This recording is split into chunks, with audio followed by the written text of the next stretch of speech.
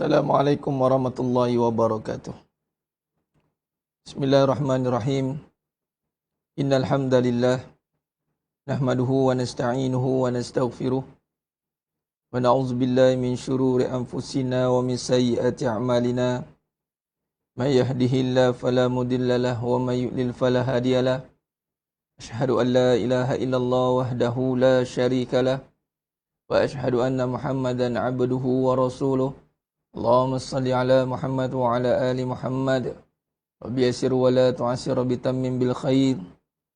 Rabbi shrah li sadri wa yassir li amri wahlul 'uqdatam min lisani yafqahu qawli. Allahumma iftah alaina hikmataka wa anshur alaina min khazain rahmatika ya arhamar rahimin. Wallahu alladzi la ilaha illa huwa alimul ghaibi wa syahadah wa rahmanur rahim. Wallahu alladzi la ilaha illahu al-malikul quddus salamul mu'minul muhaiminul azizul jabbarul mutakabbir. Subhanallah ya amma yushrikun. Wallahul khaliqul bari'ul musawwirul lahul asmaul husna. Yusabbihu lahu ma fis samawati wal ardh. Wa huwal azizul hakim.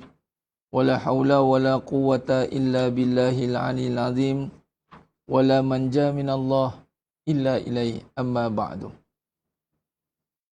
Ayyuhal mu'minun ittaqullah usikum wa iyaya bitaqwallah faqad fazal muttaqun. Sidang jemaah yang muliakan Allah Subhanahu wa taala, mudah-mudahan kita semua tergolong dalam golongan hamba-hambanya yang benar-benar bersyukur. Amin ya rabbal alamin. Alhamdulillah, syukur pada Allah dipertemukan lagi kita pada siri pengajian kita pengurusan kehidupan, insya-Allah. Dalam tajuk ataupun dalam subtopiknya adalah pengurusan risiko, risk management. Kalau pergi pada risk management, kita akan nampak pengurusan dalam konteks kebendaan lah, benda, nak uruskan risiko benda itu. Tapi kalau kita lihat kepada risiko yang sebenar dalam hidup ini adalah gagal menguruskan diri. Mengurus diri sebenarnya kita ni. Bila kita mampu mengurus diri kita, insya-Allah kita akan mampu mengurus apa yang datang dalam hidup kita. Baik, jadi bila sebut tentang mengurus diri ini, maka kita akan kait dengan perbahasan siapakah yang layak ataupun siapakah yang sepatutnya kita rujuk untuk membicarakan soal diri. Itulah baginda Nabi SAW. Manusia ini mesti ada contoh yang kita nak ikut. Itulah baginda Nabi SAW. Baik, bila sebut tentang baginda Nabi SAW, Nabi adalah seorang hamba Allah, seorang manusia yang biasa macam kita, manusia bermasuk melalui fasa kehidupan dengan ujian yang pelbagai, dengan tekanan yang dahsyat, tetapi Nabi berjaya tangani dan atasinya. Ini yang kita belajar. Nabi tak pernah berbicara soal kekecewaan. Cuma ada ketika keadaan menunjukkan Nabi sedang melalui fasa itu. Contoh, peristiwa duka cita, tahun duka nestapa kan. Itu je, sekali itu je. Dan ketika di Taif, itu je. Boleh kira lah. Tapi itu pun bukan Nabi menceritakan keadaan Nabi. Tapi diceritakan, diriwayatkan. Malah Nabi sendiri tidak pernah mengadu pada sahabat, susahnya aku berdakwah. Kesiannya aku kena ini. Apa lagi aku tak buat, katanya. Aku tak pernah nak musuh dengan orang. Kata. Tapi orang musuh dengan aku. Kata. Tak ada. Nabi tak pernah cakap gitu lah. Tak ada lagi riwayat. Malah Nabi pula yang menasihati. Menasihati kita semua pula. Agar kita pula membalas setiap keburukan dengan kebaikan. Nampak tidak? Nabi pula menasihati kita bagaimana untuk membicarakan tentang keadaan ajib, hebatnya orang beriman ini. Di saat diberikan nikmat, dia bersyukur. Dia saat susah, dia bersabar. Seolah-olah tiada terkesan. Nah, ini yang kita nak selami. Kita bukan nak belajar dengan orang yang sudah melalui fasa kegagalan. Sebab tu kalau kita tekankan dalam pengajian kita, dalam tafsir kehidupan ni, kita takkan kaji kegagalan. Kita takkan belajar dengan kegagalan. Wallahi. Siapa yang meletakkan belajar dengan kegagalan, dia sudah berada di dalam sangkaan. Sebab kegagalan dia itu bermula dengan sangkaan. Sebab tu kita kena belajar dengan kebenaran. Kebenaran. kebenaran bersandarkan Al-Quran. Al-Quran kata apa? Al-Quran kata, Allah kata ikut Nabi. Ya, ikut Nabi balik. Kita kaji tentang Nabi, kaji tentang hidup Nabi. Lalu kita kaji pula tentang kehidupan kita. Bagaimana kita nak relatekan dengan perbincangan yang telah dibincangkan melalui kebenaran.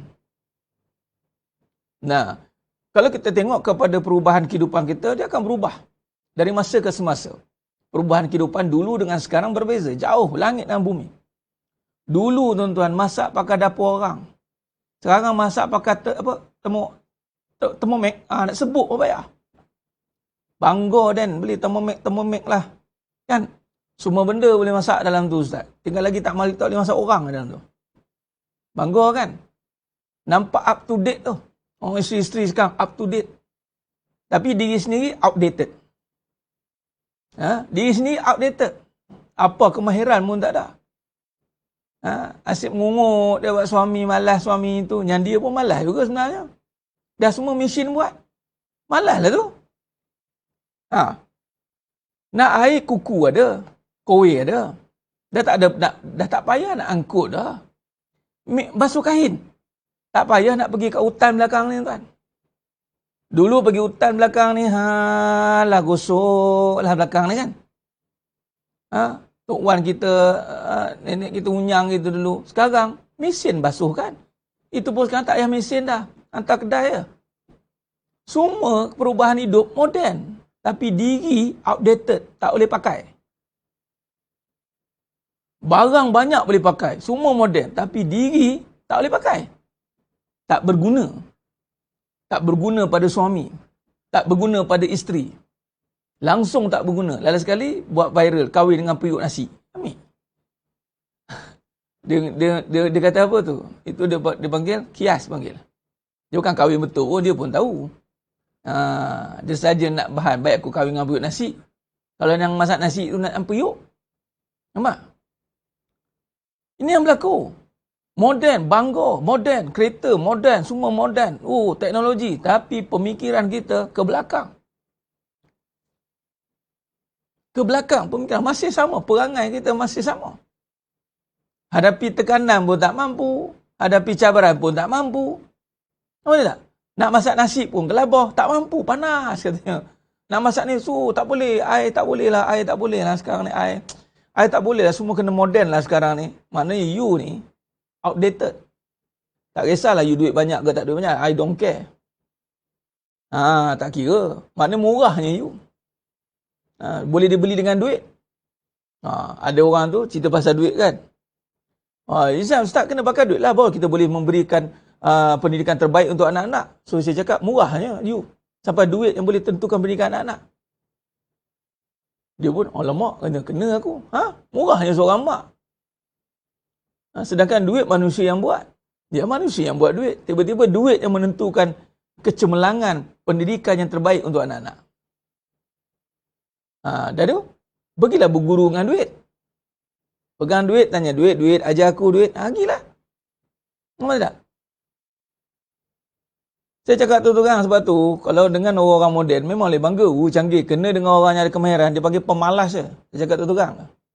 Pemalas. Semua kerja nak senang. Kalau ustaz zaman moden canggih, ni bukan kata tolak kemodenan. Tapi saya nak bagi tahu, di saat dunia berlaku perubahan, tapi kita masih di takuk yang lama. Manusia sendiri tertinggal jauh ke belakang. Mesin pergi ke depan. Mesin lebih canggih daripada manusia. Bahasa moden kata, I cannot brain. Saya sempat melalui zaman sketch pakai handwriting. Sebab tu kalau buat lukis tu, garis lurus tak akan berbaris kan. Tarik macam tu. Bila zaman tu dah tak ada, orang pakai AutoCAD, pakai sistem, langsung skill out. Bergantung kepada skill, bergantung kepada mesin. Dulu, termasuklah ganggu saya YM Raja Azmat.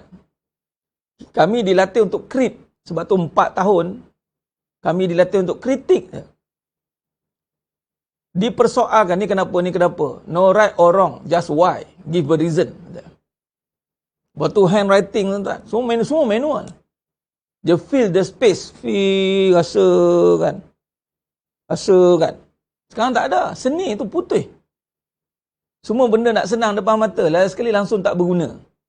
Mesin duduk depan, manusia duduk belakang. Last sekali, mesin tentukan manusia.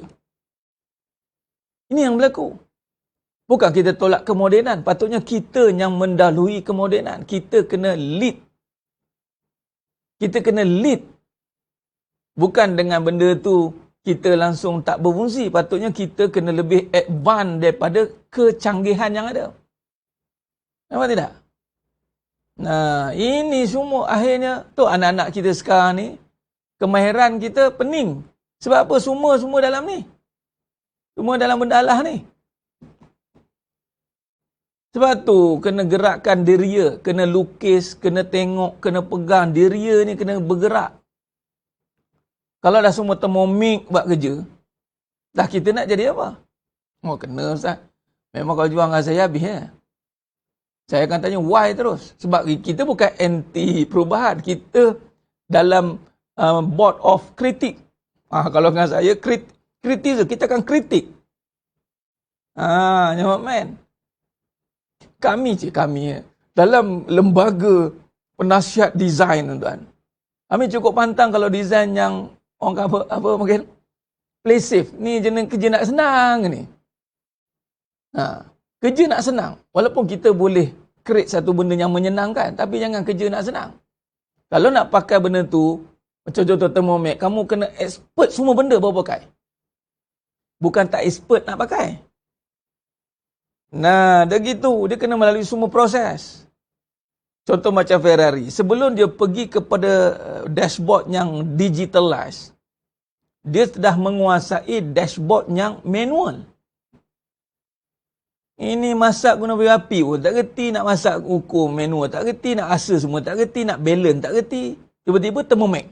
Ini habislah thermomix, nasib lah. Siapa yang pakai thermomix, nyanyalah. Bagi 10 reason why you nak guna thermomix. Pening lah nak jawab lah Ustaz. Ataupun, buktikan you entitled untuk pakai sebab kita dah menguasai semua. And then thermomix one part of. Zaman canggih-manggih, tapi manusia tak canggih. Memanglah zaman makin canggih. Tapi pemikiran kolot. Pemikiran masih ke belakang. Apa kolot? Kalau tak ada thermomix tak boleh masak. Kolot lah tu. Ni. Kalau tak ada duit tak hidup. Orang dulu-dulu mana ada duit? Boleh je hidup. Zaman sekarang macam-macam cara nak cari duit. Tak hidup-hidup. Aduh, kena tarah. Kena tarah lah. Ini namanya mana kelebihan kita sebagai laqad khalaqnal insana fi ahsani taqwim. Mana? Nampak tidak? Sekarang ni Allah lagi banyak kemodenan, kecanggihan, lagi banyak kemunduran. Duit terlebih sangat tu. Itulah kata, duit kau terlebih, biar nampak cerdik. Menunjukkan duit terlebih, ni bagi yang ada banyak duit. Tak kisahlah siapalah banyak duit, tak ada duit. Pastikan, di saat anda banyak duit, pastikan nampak cerdik.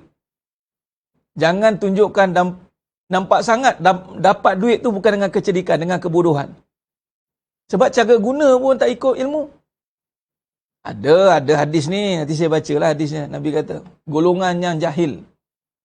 Itu golongan yang keempat. Golongan yang tidak mendapat apa manfaat. Dia ingat dia dapat duit, semua upah orang. Bukan dia boleh buat sendiri pun. Dia nampak macam ada duit, oh canggih. Padahal dia tak boleh buat apa pun. Semua bagi kat orang. Lain sekali, orang tak ada, menung. Duit ada. Tu kan kadang kena tipu tu. Dia tidak menguasai benda tu. Patutnya kalau tak ada orang, dia boleh buat sendiri. Patutnya. Ataupun dia tak terikat dengan perkara tu. Kalau tak ada ni, dia buat ke lain, buat ke lain. Menunjukkan cara dia dapat duit itu, Allah bagi dengan kebijaksanaan dia. Jangan. Sebab tu kalau dengan orang yang tertipu dengan dunia, boleh ditipu lah. Tapi kalau Allah buka hijab seseorang yang mengkaji tentang dunia, dia boleh trace bahawa orang ni dapat duit dengan kebodohan. dengan kejahilan. Kita perhati cara rentak dia beli barang, cara rentak dia buat kerja, cara rentak dia buat keputusan. Kita boleh perhati. Walaupun dia boleh tutup dengan nampak macam fokus lah, planning lah, strategik lah, apalah. Itu mengaburi je. Sebab orang dulu pun tak ada sedetail itu. Orang dulu dia lebih pada sense yang datang firasat yang sebati dengan apa tindakan yang dia buat. Dia panggil ilham. Kadang-kadang dia buat macam ni. Dia tak boleh nak explain tapi dia boleh feel, rasa tindakan yang dia buat itu didorong dengan ilham yang tepat. Jadi sebenarnya mahnya mulakan Allah Subhanahu Wa Taala.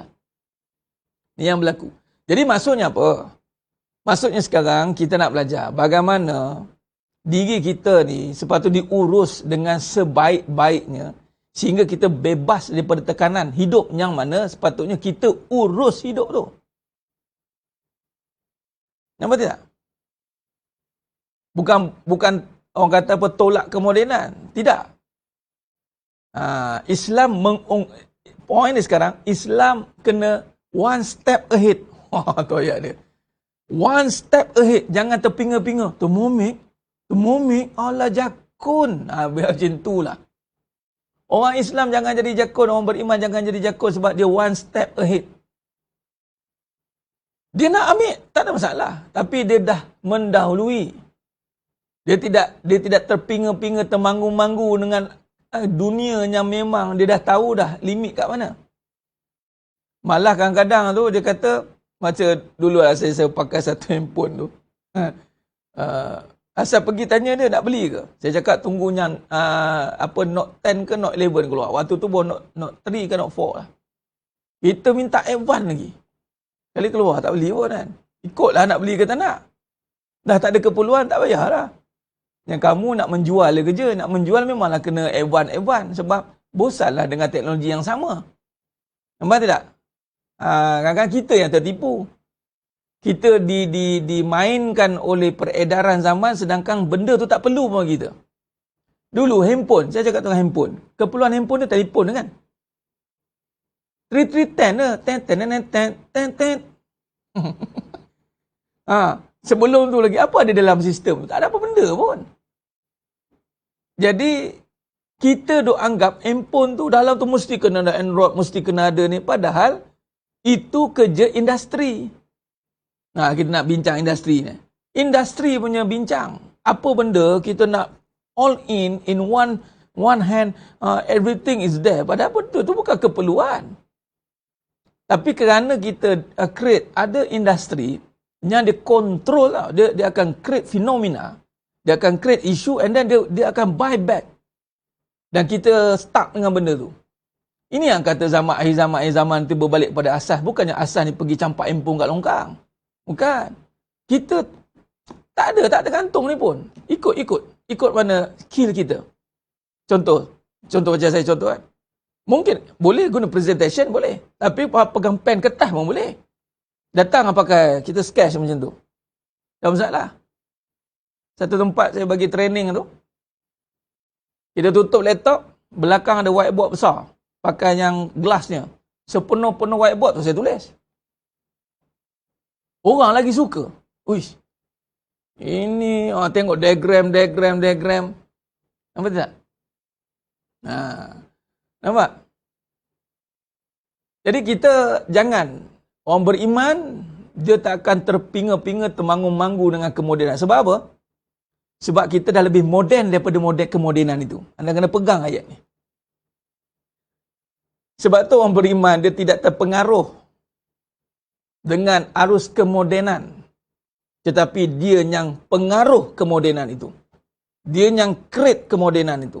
Dia yang kontrol kemodenan itu. Sebab apa? Sebab dia dah bebaskan diri daripada tekanan kehidupan. Dia bebas. Sebab yang menekan dia bukan dunia. Yang menekan dia ada tanggungjawab. Itu panggil sepatutnya kita kena alihkan kepada beban tanggungjawab yang Allah nak tanya.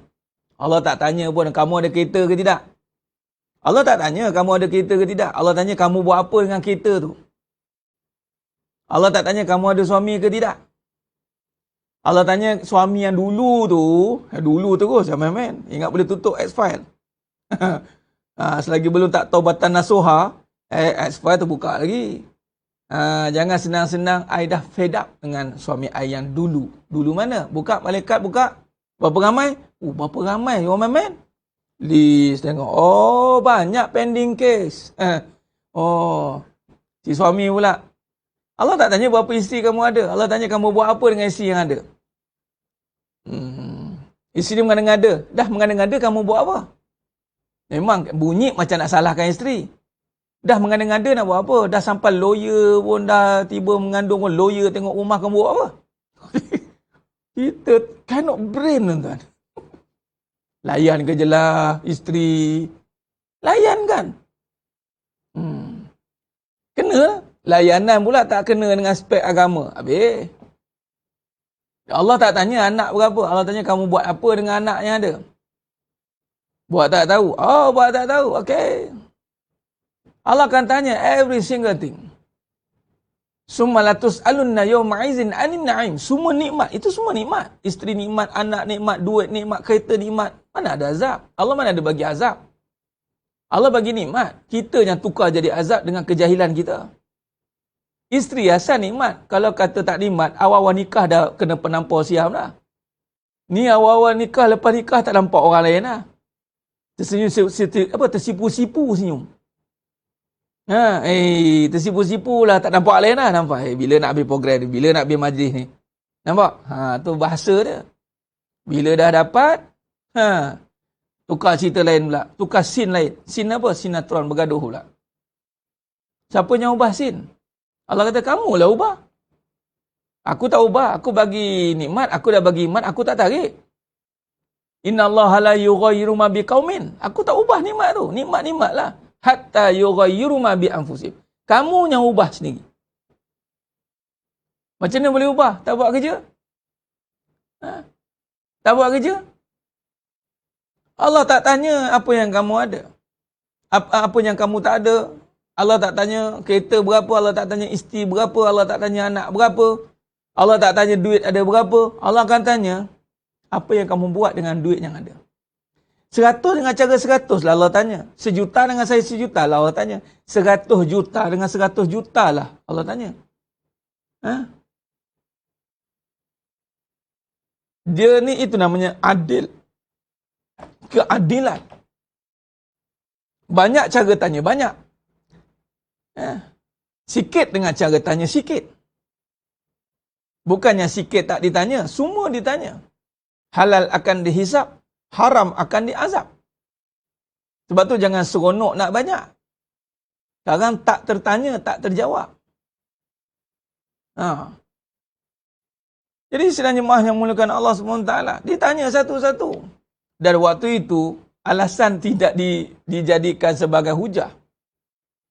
Malaikat kata apa? Talk to my hand. Perasaan kamu tidak diambil kira. Dulu kamu di dunia, dengan penuh perasaan kamu menidakkan tanggungjawab. Sampai bila saya nak taat dengan suami? Adakah saya ini? Saya ni dah macam bibik dah dibuatnya saya. Patutnya belikanlah semua perkakas yang ada, barulah saya boleh jadi isteri solehah. Dekat dunia bolehlah orang dengar hujah kita, betul tak Jusian kita kan, suami pun bagilah 10,000 sebulan. Lah nak berkira dengan isteri, bagilah ada apa emas kat tangan tu berkira dengan isteri. Isteri pun barulah seronok dia buat kerja rumah. Ini kan, isteri pun mainkan perasaan. Tahu tak apa, kami ni ada perasaan. Kami ni bukan binatang. Binatang pun cakap, memanglah kau lagi teruk pada binatang. Binatang pun jawab, memang aku tak nak engkau jadi macam aku, binatang cakap. Allah kata, balhum adal. Nak depan malaikat, semua alasan perasaan tidak dikira. Yang ditanya, ketaatan kamu. Ketaatan semata-mata. Di mana ketaatan kamu di saat isteri kamu begini. Di mana ketaatan kamu di saat suami kamu begini. Di mana ketaatan kamu di saat anak kamu begini. Ketaatan ditanya habis-habisan. Bukan ditanya soal orang lain. Diri sendiri. Jadi sidang jemaah yang mulakan Allah SWT. Setiap dia bertanya. Bukan orang lain nak kena jawab.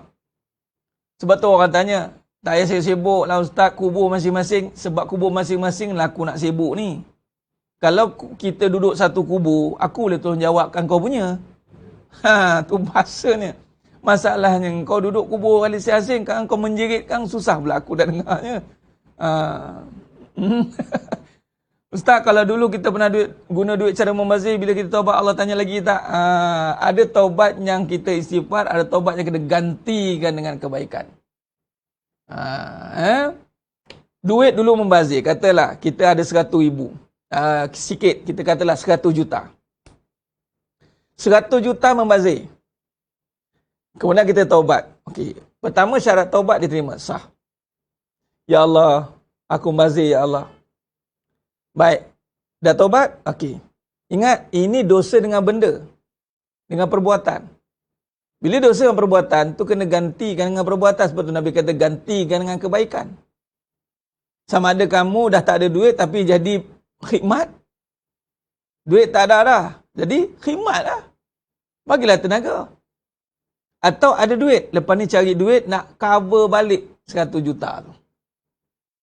Kalau ada lah. Kalau tak ada, khidmat je lah.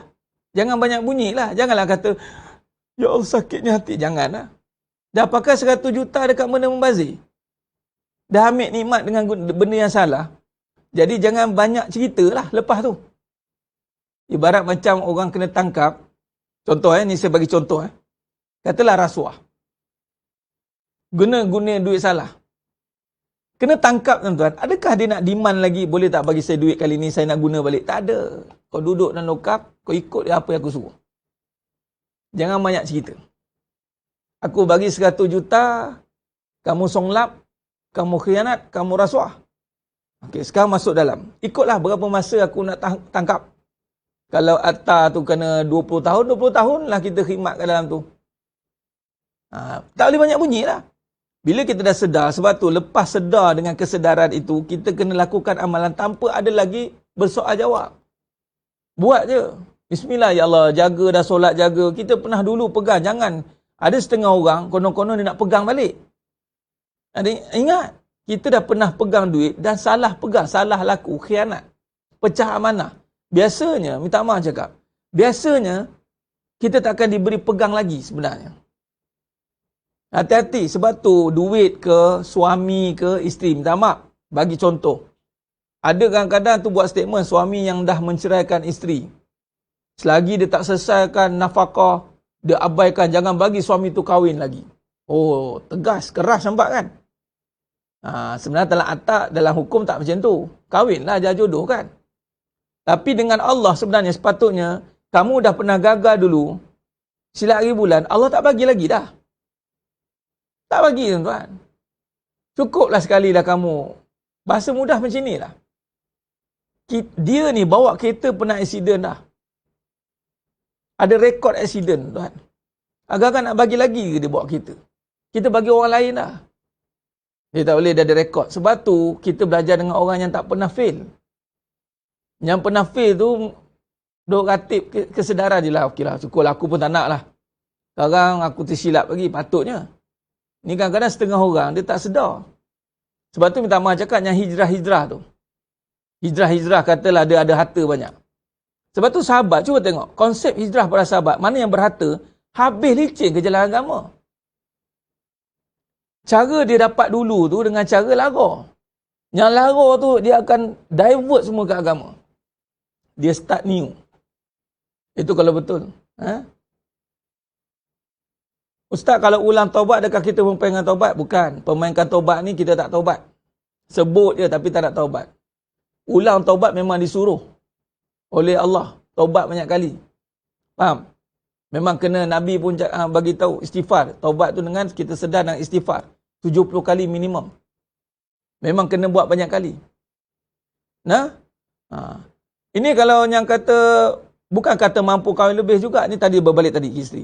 Sebab tu kalau isteri yang pertama tu dia problem, dia tak layak untuk pegang isteri yang kedua. Sama dengan isteri pun. Anda kalau banyak perangai, anda tak layak ada suami. Orang yang ada suami ni yang tak ada banyak perangai. Sebab adanya seorang isteri adalah untuk menemani suami, untuk memudahkan suami, bukan untuk buat perangai. Ramai isteri salah faham. Dia ingat dia jadi suruh suami mengadap perangai isteri. Dan memang perangai I macam ni. Sepatutnya isteri kena sedar. Allah jadikan isteri perempuan untuk menjadi peneman, litas kunu ilaiha. Patut perempuan-perempuan, isteri-isteri yang mana banyak perangai, memang dia tak boleh ada suami lah, dah perangai. Siapa nak adap perangai dia tu? Adap dinding je lah, adap seorang-seorang, adap cermin sendiri. Sama juga dengan suami banyak perangai pun.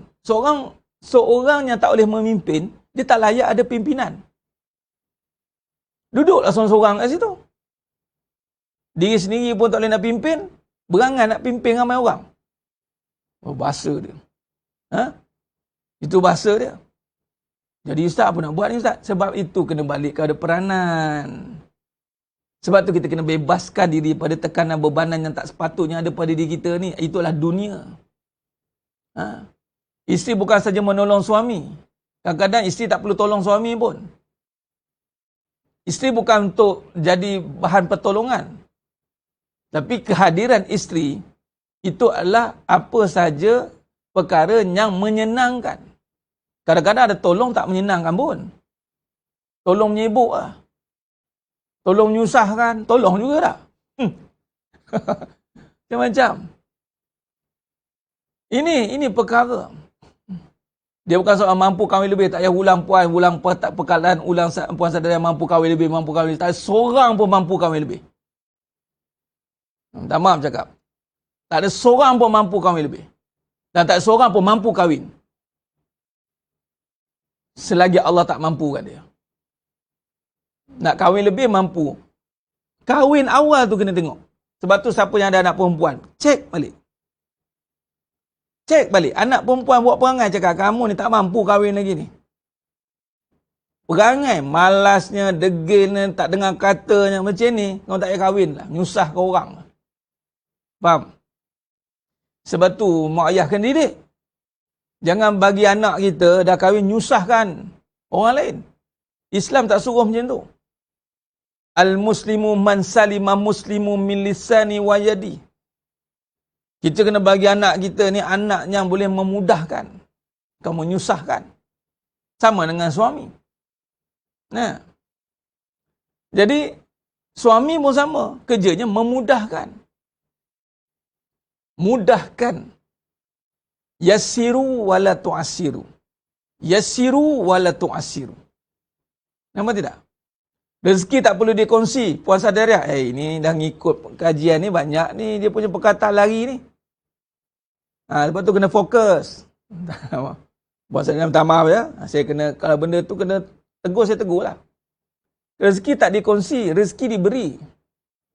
Kongsi barang satu bagi dua. Itu baru kongsi. Allah SWT konsep mengurus rezeki mana ada kongsi. Masing-masing ada rezeki masing-masing. Ni tak faham konsep rezeki. Kita dah belajar dah. Belajar dengan sifat Allah. Ghairi hisab. Rezeki itu diberikan. Ada pada kita ni berapa banyak. Rezeki kita berapa yang kita makan. Nabi kata apa kita makan, apa kita pakai, apa kita sedekah. Mana ada kongsi. Rezeki bukan kongsi, rezeki bagi. Allah bagi kat kita. Kita bagi kat siapa yang sepatutnya dapat.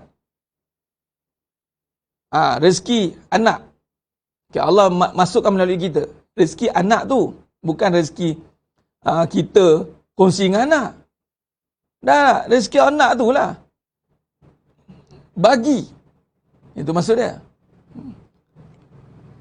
Ada anak, mak ayah tak didik anak perempuan, lepas tu suruh menantu didik anak. Bila menantu tegur anak, mak ayah pula rasa menantu serba tak kena dengan anak dia. Kalau macam tu Puan Simpan, didik mak menantu sekali. Didik mak mentua sekali. Maknanya bukan anak saja. Mak mentua, pak mentua. Sekali jalan. Maaf Ustaz kekilafan. Kita tak apalah, kita tegurlah. Ini nama mengaji. Kan? Teguran-teguran itu. Baik. Jadi sedang jemaah yang mulakan Allah Subhanahu Wa Taala. Mudahkan suami itu, mudahkan perangai. Isteri jangan banyak perangai. Biasanya yang banyak duit ni banyak perangai. Ya Ustaz, tengoklah. Saya nak keluar data, nak keluar fakta. Sebab duit ni, contoh duit ni fitnah. Nabi kata, likulli ummati fitnah wa fitnah ummati alman. Dia dapat duit dengan cara tidak ikut kebenaran. Bila tak ikut kebenaran, bermaksud dia akan terfitnah dengan duit itu. Fitnah paling besar pada duit adalah perangai. Perangai sombong, keras kepala, degil. Sebab dia nyangka dia ada kuasa. Ini telah berlaku kepada Qarun. Dah nampak, Allah dah tunjuk dah.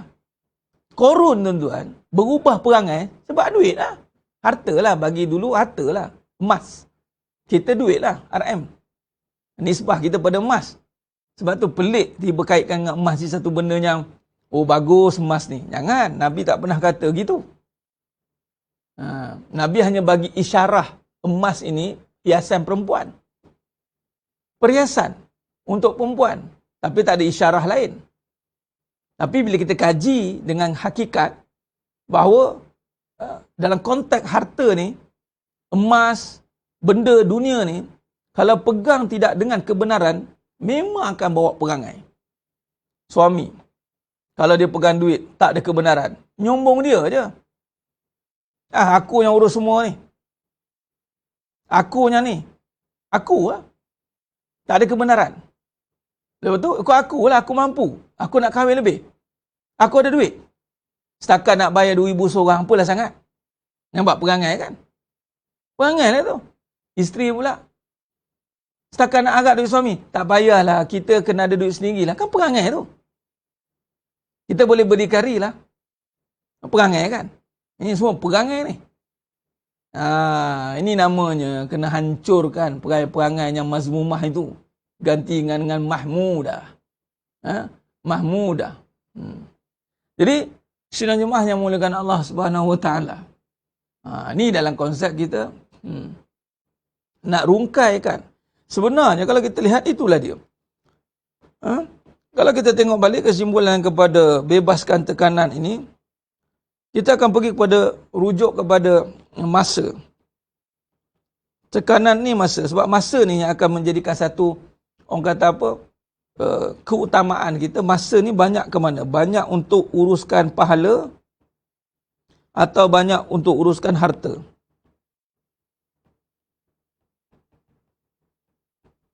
Nampak? Bila masa ni, yang inilah nama tekanan. Tekanan masa. Tekanan ini dia duduk pada masa. Tekanan masa. Atau dipanggil tanggungjawab. Bebanan. Bebanan.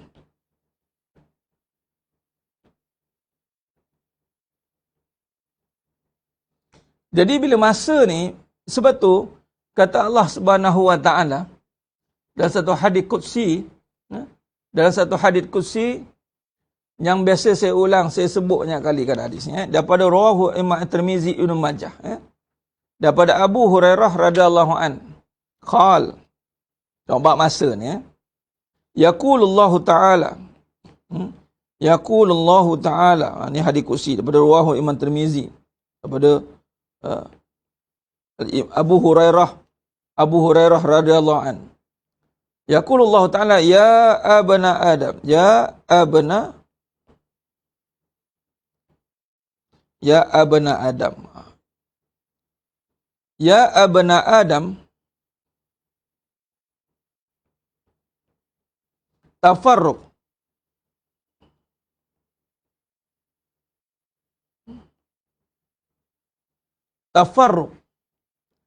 li ibadati,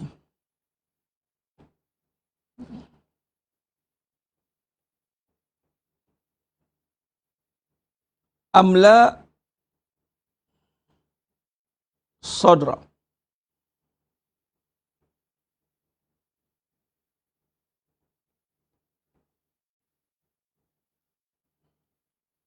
Ghinau asudda faqra.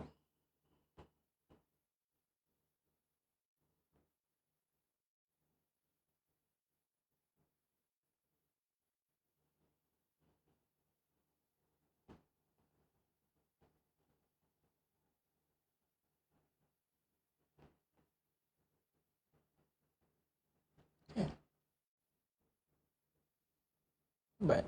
Ni dia ada dua kod. Dia ada sambungan dia. Sambungan dia lam taf'al.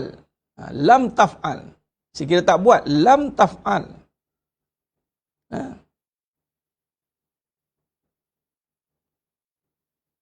Kira taf'al ada sambungannya, saya syarah atas dulu. Daripada Imam At-Tirmizi dan Ibnu Majah. Rawahu Imam At-Tirmizi dan Ibnu Majah daripada Abu Hurairah radhiyallahu an. Abu Hurairah radhiyallahu an bersabda, kata Nabi SAW, Allah Ta'ala berfirman, Yaqulullah Ta'ala, ya abna Adam, hai anak cucu Adam, luangkan tafarruq. Luangkan. Farraqallah, tafarruq. Luangkan. Li'ibadati. Luangkan li'ibadati merujuk waktumu terus. Waktumu. Sebab nak ibadat ni kena ada waktumu.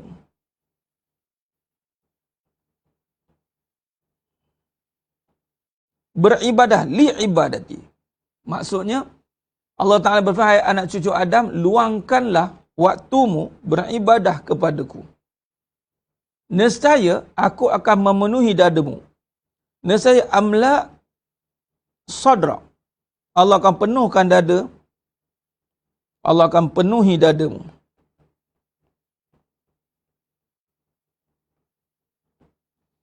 Ghina wa asudda faqra. Allah akan penuhi dengan ghina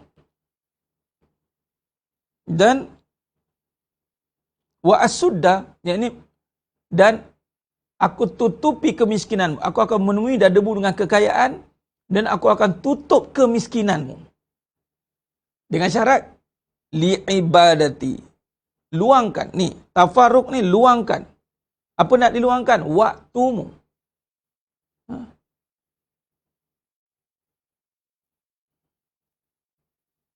Tafarruq li'ibadati. Kita baca komen tadi. Tak berduit pun kahwin juga. Ustaz, menunjukkan kahwin tu bukan pakai duit. Tu dah jawapan dia. Mas kahwin pun bukannya RM10,000.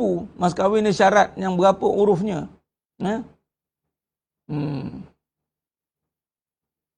Saya kata orang sekarang bila kait dengan duit, dia akan jadikan nisbah konon-konon dia mampu kerana duit. Dan kita pun kena tipu juga.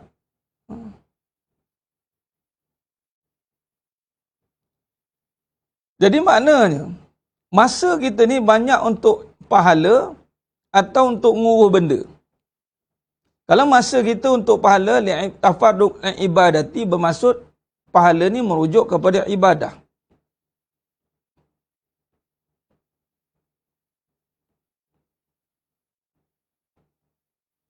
Sebab tu kita mahu pahala, bila pahala dia adalah perbincangan ibadah. Maka daripada situ barulah ada pahala yang perlukan harta. Baru kita pergi dia zigzag begitu. Bermaksud, kalau kita susun masa pahala baru turun ke dunia. Dunia ni pecah. Ada yang diri, badani dengan harta, mali, harta dengan tenaga. Pecah tenaga juga. Bukan semuanya pakai harta. Jadi pahala ni boleh kita terjemahkan dalam pelbagai perkara. Sekarang ni terbalik. Masa dia tumpu ke harta, baru cari pahala. Yang ini akan pergi kepada lam taf'al. Lam taf'al malak tu sadra. Siapa yang tak buat macam ni, lam taf'al malak sadra. Malak tu sadra. Siapa yang tak buat, maka Allah akan isi hatinya syughla.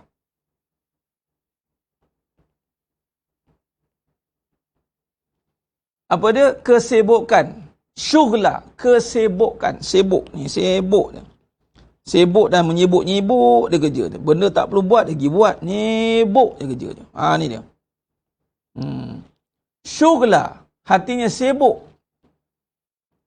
Dan walam asudda faqra. Walam asudda faqra.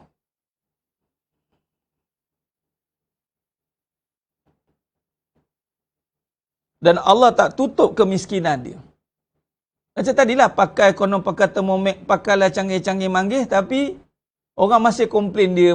Dia no value. Suami masih komplain. Contoh, saya bagi contoh rumah tangga lah. Isteri sikit punya moden, sikit punya canggih dia. Tiba-tiba bila bergaduh, dia komplain isteri dia. Ya Rabbi. Macam langsung tak ada makeup kat muka isteri dia. Macam tak ada botok langsung. Dia punya marah, dia punya komplain, cuma tak gaduh je. Cuba kalau bergaduh tengok. Sebab tu orang dah takut nak bergaduh tu bukan apa. Bukan takut nak bergaduh sebab kenal Allah. Takut kan terlepas cakap benda buruk orang. Isteri tu pakai makeup, dialah yang paling canggih sekali nampak gayanya. Lepas tu, dengan apa semua, segala perkakas dia bubur kat badan dia. Tapi bila dia dah tak suka, apa kata? Saya lebih rela terima pelacur. Amboi. Saya rela terima pelacur daripada terima orang tak ikhlas. Ke pelacur pula perginya. Sebelum tu beria-ria. Itulah, apalah, inilah. Itulah ikut ke nafsu. Tengah okey. Semua okey. Tapi tiba bergaduh, makeup pun, setebal 10 inci pun, dia kata muka macam ni. Muka macam sampah ni. Habis muka macam sampah dapat. Allah tak tutup. Ada je tak kena. Kan? Kalaulah kita sibuk ke dunia, isteri tu macam-macam produk diasaskannya. Macam-macam produk lah diasaskannya. Punyalah takut suami tu tengok perempuan lain. Patutnya dia dah jadi yang, dia yang paling canggih sekali kan. Tapi dia punya takut yang nak pandang ke lain. Lepas tu tak adalah ketakutan dah. Dah awak dah yang paling menyangkakan cantik tu. Terpampang-pampang besar muka tu. Dia punya takut tu, abang kena ada kat sebelah saya. All the time. Amin. All the time. You right beside me. Nasib lah. Kena lah. Siapa suruh? Walam asudah faqra. Dia tak tutup. Padahal tu dah canggih dah diri tu. Tergedik-gedik. Memang dia lah yang paling canggih. Tapi hati dia, ya Allah, risau ya amat. Suami pun, isteri dah canggih dah. Terjeling juga ke lain. Nampak? Terjeling juga. Ingatkan tak jeling dah. Macam ni juga tentang astagfirullah, buka juga jari ni. Tapi sebab takut isterinya pasal, ya abang tak jeling. Bukan takut Allah tau, takut isteri. Ya abang tak jeling lain. Tapi hakikatnya jeling. Padahal isteri tu punya seksi dah. Punya terbunyi-bunyi dah. Jeling juga ke lain kawan. Jangan main-main. Sebab apa? Walam asudda faqra. Lam taf'al malatu sadra. Syughla walam asudda faqra. Kalau kamu tak bagi masa, tak jalankan tanggungjawab untuk cari pahala dengan menggunakan dunia, kamu tak buat, aku akan penuhkan dadamu dengan kesibukan dan aku takkan tutup kekurangan kamu. Nampak je kurang. Dan dia sentiasa rasa kekurangan diri. Sebab tu nak cocok sana, cocok sini, pakai palsu sana, pakai palsu sini. Sebab sentiasa rasa diri kurang. Orang yang merasakan, menyangka Allah tak tutup ni, dia patutnya rasalah diri tu ada kekurangan kan. Tak, ini dia menyangka diri dia ada kelebihan. Tapi bila dia diri ada kelebihan, dia cari kebendaan, masa sibuk habis dekat benda, nak buang makeup pun payah kadang-kadang tu, ataupun hati dia duk sibuk nak jadi wanita-wanita yang outstanding. Allah kata apa? kamu takkan boleh menutup kekurangan kamu. Aku akan campakkan hati kamu sentiasa rasa kurang. Sebab tu sentiasa nak advance dia tu. Nak kena tipu je, keding tipu, mata tipu, semua nak tipu. Sebab in real, you are not that kind of person. Boy, keluar bahasa Jawa. Ini yang berlaku. Lelaki pun sama lah. Sibuk dengan kekurangan. Isteri sibuk dengan kekurangan. Ini apa? Sebab apa? Sebab dia tidak bertanggungjawab dengan masa itu. Inilah dia takkan bebas. Lagi ada masa ni, kita takkan boleh bebas. Sebab masa ni yang kontrol kita. Bukan kita kontrol masa. Kita tak boleh kontrol masa. Sebab tu masa ni milik Allah. Masa milik Allah. Sebab tu, bila kata tanggungjawab itu digunakan dengan sebaiknya. Masa, pahala, cari atau pahala nak jadikan. Aku nak masa ni nak jadi pahala, apa perkara yang boleh jadikan pahala melalui harta. Harta ni nak jadikan pahala, sedekah, diri taat, tenaga khidmat. Dia buat diri taat, tenaga khidmat, harta infak, sedekah. Kalau diri bagi seorang isteri, taatnya itu pada suami. Kalau tenaga ini ada pada seorang isteri, khidmatnya juga pada suami. Bukan sekadar khidmat masyarakat. Tunggu dulu nak khidmat masyarakat. Khidmat dengan suami dulu, ketua masyarakat tu. Baru nak pergi khidmat masyarakat. Tapi suami I okey, Ustaz. Suami I okey. Yelah. Okey. Okey dengan sebab kita kata okey lah. Sebab tu jangan suka-suka nak suka.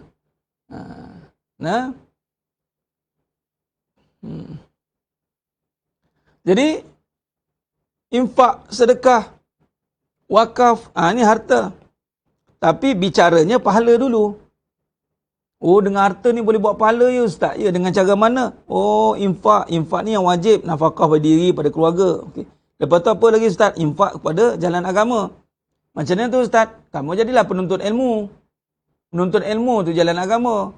Masa, tenaga, duit kamu tu infak kat jalan tu. Kalau kena yuran, bayar. Ini bab benda-benda yang nak ni free. Tak reti kadang-kadang tu. Sampai kita jadi penagih kadang-kadang tu. Apa? Tu kata peminta sedekah tu. Sedangkan agama bukan peminta sedekah. Kita yang bagi tanpa perlu meminta. Tu. Tapi biasalah agama dianaktirikan. Tu bahasa dianaktirikan. Dikemudiankan.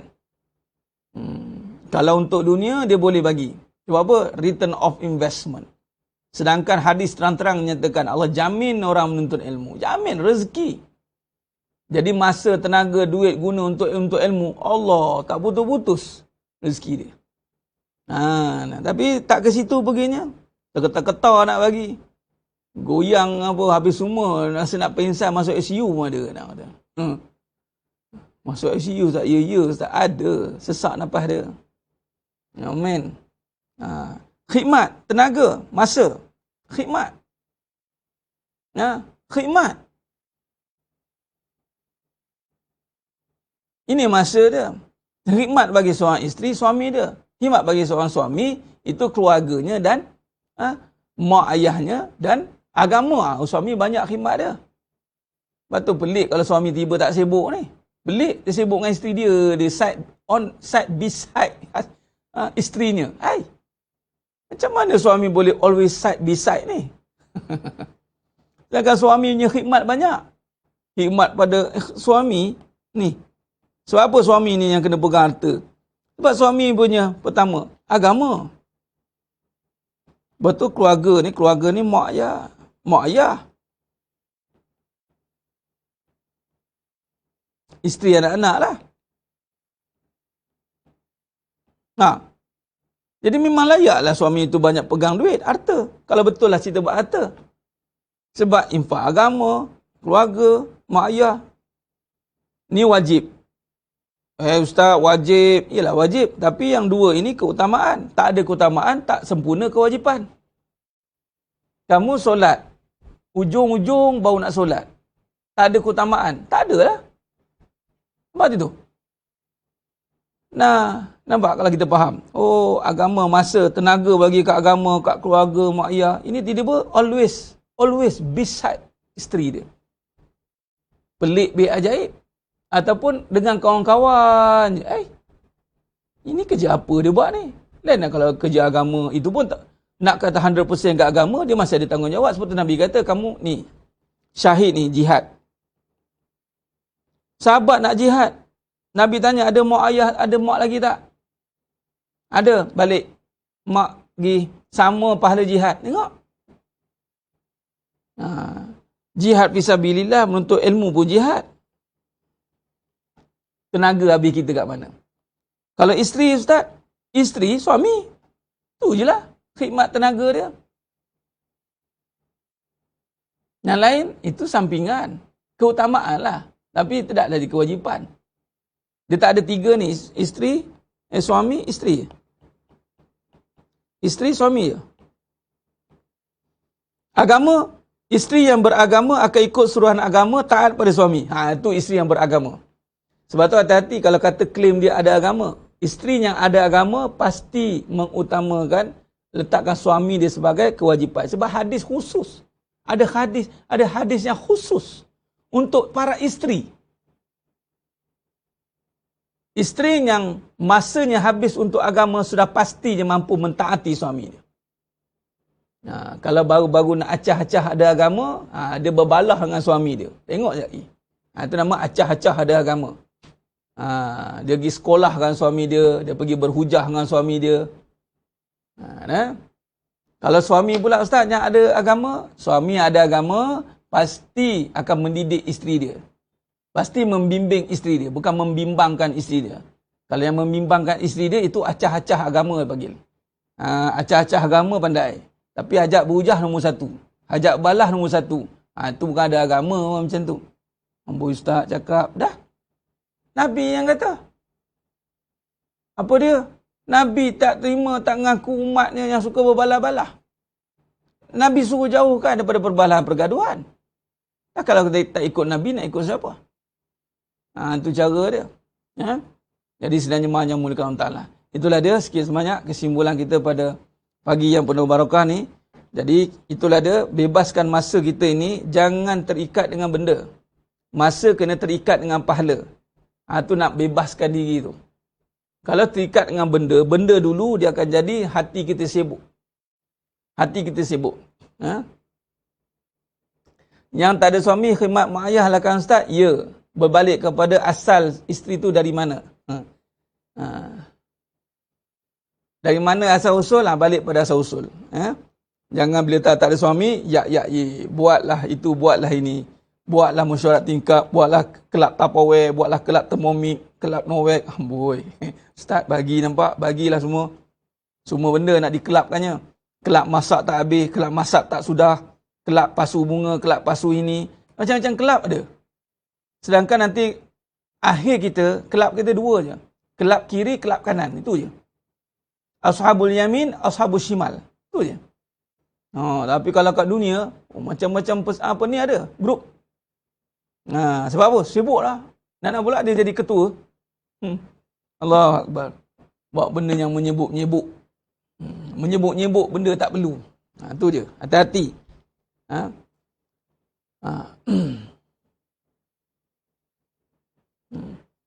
Jadi sudah jemaah yang muliakan Allah SWT. Ya, memang kita tak ada chance untuk bebas. Bebas kita itu apabila kita dibebaskan pada waqina azabannar. Daripada api neraka. Itu je. Allahu Akbar. Selebihnya kita kena bebaskan diri kita daripada kebendaan dan kita biar terikat dengan pahala. InsyaAllah itulah kebebasan dia. Walhal hakikat tak bebas pun. Tapi bila kita bebaskan diri pada kebendaan, kita akan ikat diri dengan pahala. InsyaAllah kita akan bebas daripada segala tekanan. Baik. Jadi sidang jemaah yang muliakan Allah Ta'ala, saya kira cukup setakat tu dulu. Kami join kelab, tak join kelab Bawang Rangers, bagus. Tapi kadang-kadang join kelab kuliah pun duk membawang juga tu, tak tahan juga tu. Tapi Alhamdulillah lah. Mudah-mudahan Allah SWT bantu kita, jangan merosakkan segala apa yang telah Allah berikan kita peluang yang sebaik-baiknya. Ada kelab ARF, alhamdulillah bagus. Dan kelab ARF pun kena jaga. Kita nak berjemaah beramal, bukan nak kena ada kumpulan sekadar nak membawang ke ataupun nak membezakan kita daripada golongan lain, tidak. Masuk RAF bukan sekadar nak membezakan. Masuk RAF sebab nak bimbingan dan nak bina diri untuk lebih yakin, untuk lebih teratur dalam amalan, untuk hancurkan segala fahaman yang batil. Itu RAF. Sebab tu masuk, dia kena ada committed dan komitmen itu sebenarnya. Baik, insyaAllah saya kira cukup setakat tu dulu sekali. Mohon ampun maaf di atas segala kekurangan, terkasar kata, terlepas kata, tu kurang bicara yang terasa tu, minta maaf banyak, memang nak bagi terasa.